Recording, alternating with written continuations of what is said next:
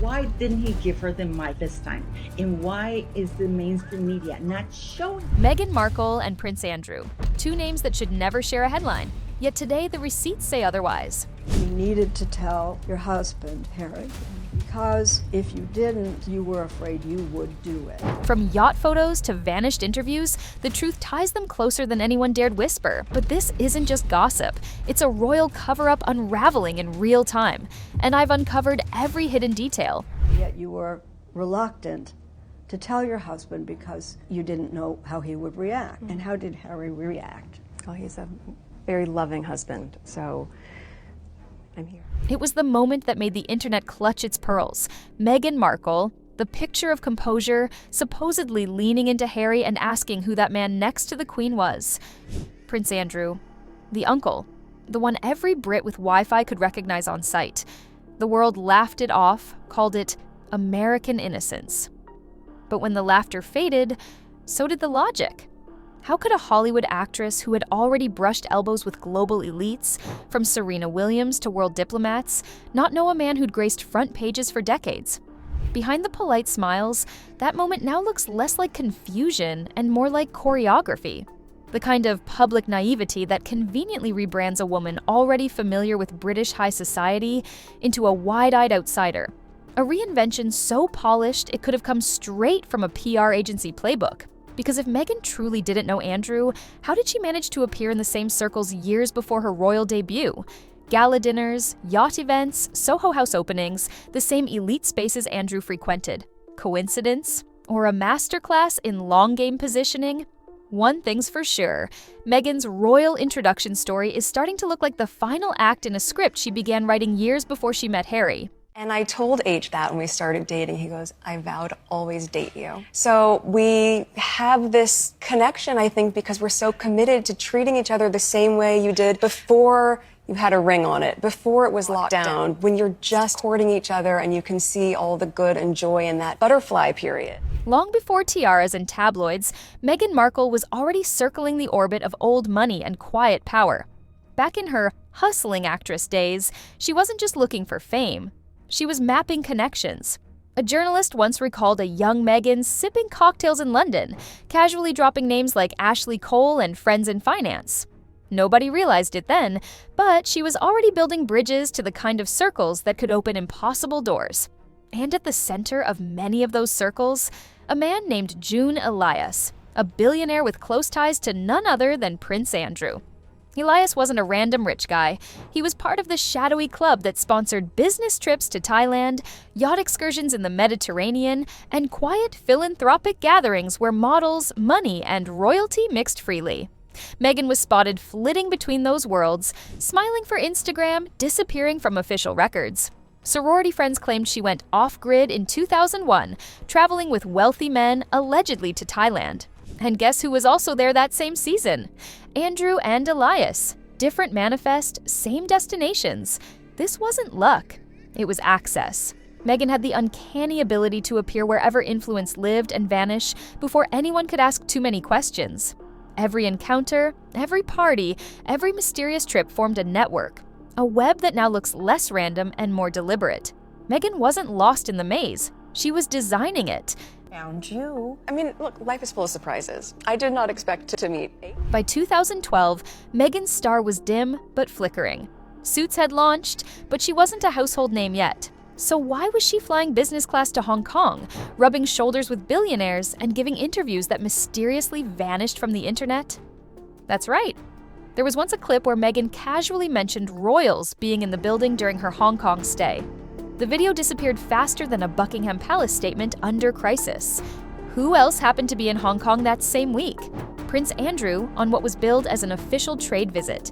Conveniently, his itinerary was vague, his schedule private, his companions unlisted. Meghan never acknowledged the overlap, and yet the whispers grew louder. The coincidences didn't stop there.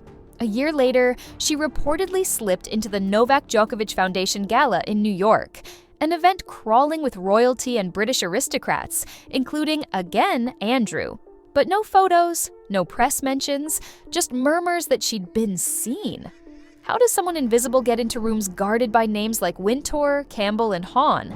Receipts may fade, but patterns don't. And Meghan's pattern was crystal clear. Show up where power congregates, stay just out of frame, and later pretend it never happened. Her resume said actress, her movements said operator. By the time Meghan Markle entered the royal sphere, she was already a seasoned networker. The kind who didn't just meet people, she positioned herself next to them like it was choreography. The key? Soho House.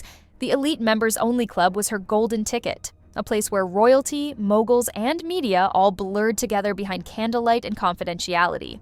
Prince Harry wasn't the first Windsor to haunt those lounges. Andrew, Fergie, Eugenie, even their billionaire friends made it a second home. Meghan? She practically lived there. From London to Istanbul, she was photographed, barely, attending openings, charity nights, and fashion events that only the well-connected could access. But somehow, her name never made the press lists. Always in the background, never on the record. In 2015, she flew to Turkey for Soho House Istanbul's grand opening. A-listers everywhere. Eddie Redmayne, Lily James, the Yorks, and yet the Daily Mail ran a feature on all attendees and skipped her name entirely. Not a snub, but a signal. She was there under the radar, the way insiders preferred it. And behind every party, one ghost kept showing up. Andrew's people. His circle of financiers, event hosts, and philanthropists appeared at nearly every stop along Meghan's rise. Whether it was by luck, leverage, or design, her career path read less like Hollywood hustle and more like a silent sponsorship from the upper echelons of British privilege. Let's talk about Spain, the blank page in Meghan Markle's official backstory. Supposedly a 3-month cultural program at IE University, but no classmates, professors, or photos ever surfaced. No transcripts, no dorm selfies, nothing. The only thing that does exist? Rumors she was yachting across the Mediterranean during that same window, hopping ports with billionaires and European friends. Her sorority sisters claimed she'd bragged about meeting powerful men during that trip, men who changed her life. Sounds dramatic until you realize Andrew and his entourage were sailing those same waters at that exact time. And among them, Karine Shuliak, known in darker circles as Jeffrey Epstein's last serious girlfriend. Then, the photos appeared. Meghan in a Panama hat, standing aboard a gleaming yacht. Not staged, not touristy, exclusive. That image has been scrubbed from most archives, but traces remain, enough to tie her to the same Mediterranean routes that Andrew's billionaire allies favored.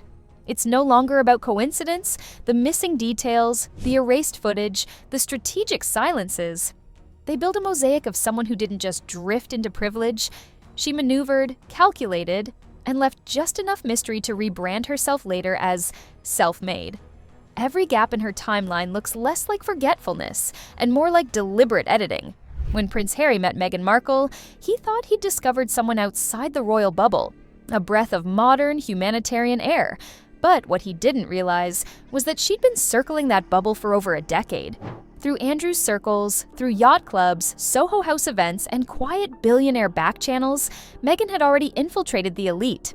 She just knew how to do it unseen. Her silence on those early years speaks volumes. No word about Spain, Thailand, Hong Kong.